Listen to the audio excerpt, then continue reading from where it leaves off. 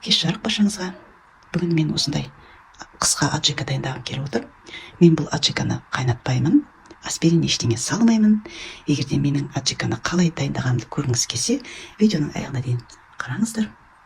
Мінекей, мынау осы помидорым, мына тәтті бұрышым, болгарский перец, мынау петрушка, ащы бұрышым, чесногым бәрі де осы өзімнің бақшамнан шыққан. Енді осындай қылып мен ешқандай да өлшем, чесноктан осындай болу керек демеймін. Үйде қанша бар, сонша саламын. Жалпы өзім мен аджиканы өте ащы болған жақсы көремін, острый болған. Сондықтан ащы бұрышты да, чеснокты да шамам келгенше көп қосамын. Осылай.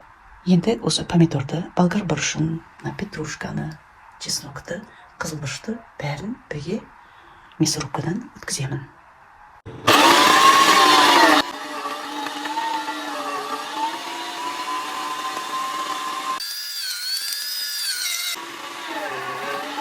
Осындай үлкен кастрөлге тартқан бәрін сала беремін. Аджикам дайын болды. Мінекей осындай әдемі аджика болды.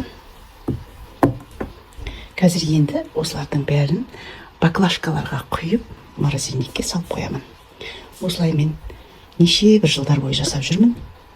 Баклажкаға толтырғанда бір 5-6 сантиметр, даже 10 сантиметрдей толмайтындай қылып құюыңыз керек. Мінекей аджикаға кәдімгідей бүтін помидорлардан салдым. Мыналар бір сәл бір босағанда тістек сәл бір сынық помидорлар бар еді. Соны томатқа турап жібердім.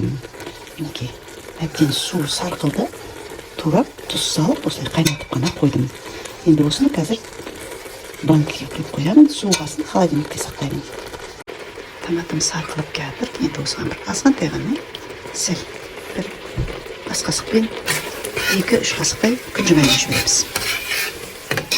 Тағы аздап сарқылғанын күтеміз.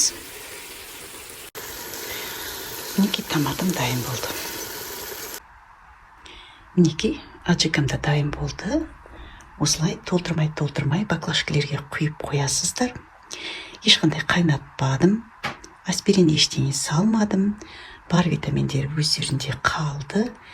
Жай ғана морозильникке салып сақтайсыздар. Осылай 1 жылға дейін, 2 жылға дейін де тұра береді. Кей жылдары мен бір көп жауып қойғанымда 2 жыл арқайын сақталды. Ал мынау менің томатым. Бұл томатты да банканы стерилизовать етіп, крышканы стерилизовать етіп, осылай жаба берсеңіз де болады. Менде азғантай болған соң, осылай суыған соң тек жай холодильникте сақтаймын. Осылай. Ал ендеше видеом ұнаған болса, комментария жазып, лайк басып кетіңіздер. Менің каналыма тіркеліп кетіңіздер. Көптеген пайдалы ақпараттар айтамын. Ал ендігі видеода кездескенше қош сау болыңыздар.